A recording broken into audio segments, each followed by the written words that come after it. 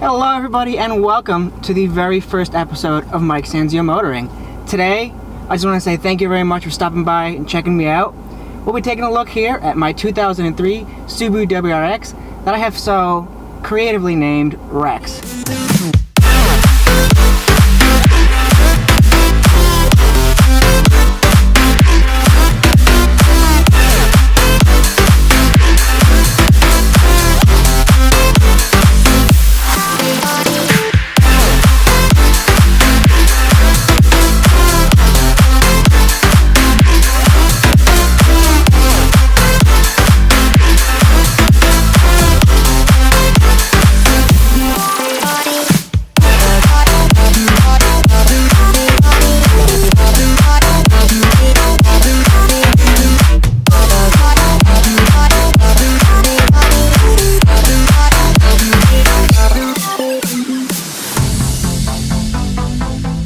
I just mentioned, this is my 2003 WRX that I named Rex.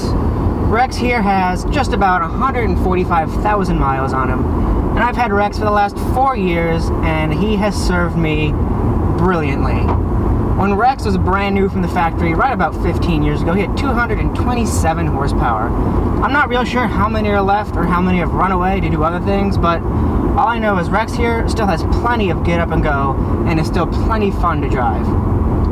Now, because of its age and its miles, there are some things that are not perfect about Rex anymore. The paint, for example, is full of dings, dents, and scratches, but I don't think of them like that. I think of them more as character marks. That gives Rex a little certain something that the other cars, they just don't have.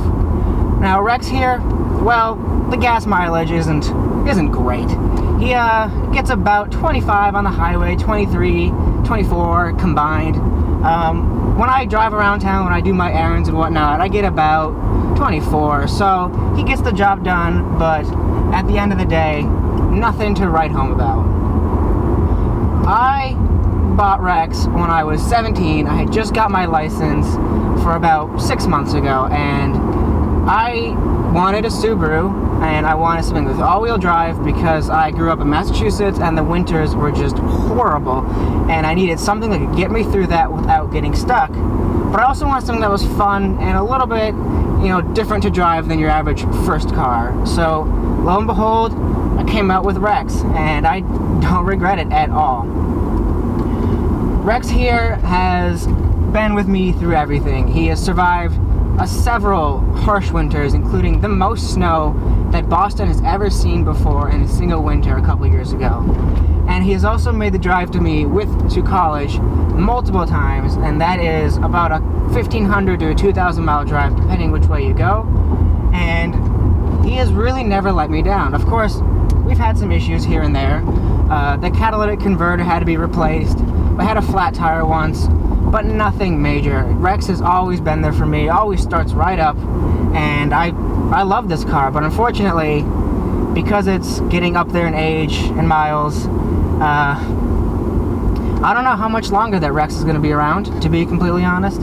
He might not pass inspection this summer, and then in which case, I'll have to look for something new, and I don't know if I'm ready for that. I still love this car so much.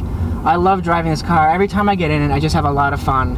And it's just the best car that I've ever had. Of course, I've only had a few, but that's beside the point. Acceleration in this car, even though it's 15 years old, I think it still is great. I've taken this car up into the mountains several times around here at school, and he takes it like a champ. Those tight, twisty roads are so much fun to drive. He just handles it. Of course, there's some more body roll, I'm sure, when he's new. Some of the suspension bits aren't as tight as they used to be. But at the end of the day, I still have a ton of fun driving this car, and it still puts a smile on my face every time I get in it, and every time I put the pedal to the floor. And I just feel that 4-cylinder turbo hit the boost, and off we go, and it's a ton of fun. In terms of mods and everything, Rex is about 98% stock still. The only thing I did is intake to make more whooshy turbo noises, and I'm well aware that without an airbox or anything, the performance gains are negligible, but I just really like the whooshy turbo sounds that it makes, and I think that's totally worth it. And it was fun to do something in my own car, and that was a lot of fun. and the turbo whooshy noises make it totally worth it.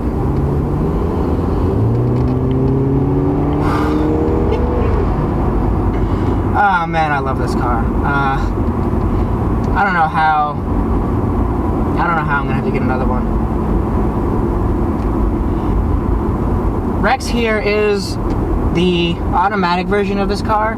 Subaru stopped making the WRXs in automatic in 2008 up until the current generation where they brought the automatics back. The only problem, of course, with the automatic is it is a 4-speed, which means that even with a really tall 4th gear, when you're cruising on the highway, the RPMs in the car are sitting right around 3,000 to about 3,500 depending how fast you're going, which can, you know, limit the gas mileage because the engine is working that extra hard. But at the end of the day, I can't drive stick. I don't plan on learning to drive stick. You know, it's whatever. I don't think that stick is going to be around too much longer, and all the dual clutch automatics are just so good these days that I don't see a personal reason to learn how to drive stick. And the automatic in this car, cruising around town, it's totally fine. So the only issue I have with it is when we're on the highway, but at the end of the day, it gets the job done, and I really enjoy it. Alrighty, let's merge onto this highway and let her open a bit.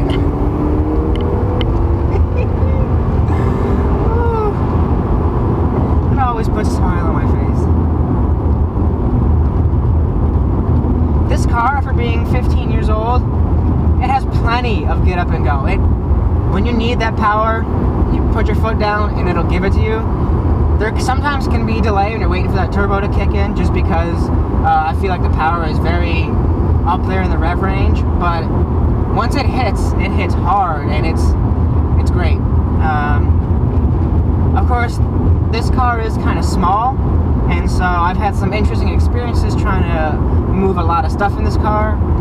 But you get creative and you find your ways. It is a subcompact after all, and so it is limited in size, and that's just the way it was designed. But at the end of the day, I love this car. This is going to be one of my all-time favorite cars, and I am so happy that I happened to find this car when I was out car shopping for my first car, and you know, I lucked out. I really did. This car, I always loved cars, but this car hooked me. This car made me realize that there's more than just the fancy supercars out there for the enthusiasts to drive.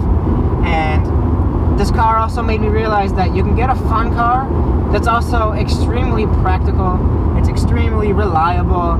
These Subarus will take anything you throw at them. I've seen 200,000 mile plus Subarus, and honestly, if Rex didn't have some body rust or whatever from being a 15-year-old New England car, I have no doubt in my mind that I could put another 45, 50,000 miles on this car over another 5 or 10 years and get it to that 200,000 mile mark. But at the end of the day, the salt and the snow and whatever, they took its toll on Rex, and unfortunately, I don't think there's a very good chances of him reaching 200,000 miles, although I got my fingers crossed that he'll pass inspection and I'll be able to keep on driving him, because I really love this car. Anyways, thank you so much for checking out my video. Thank you so much for checking out Rex. I hope you enjoyed it. I hope you learned something. I hope you keep coming back. Remember to subscribe, hit that notification bell, and check out my Patreon to help support these channel, help support these videos. And as always, remember, it's always a good day to have a good day.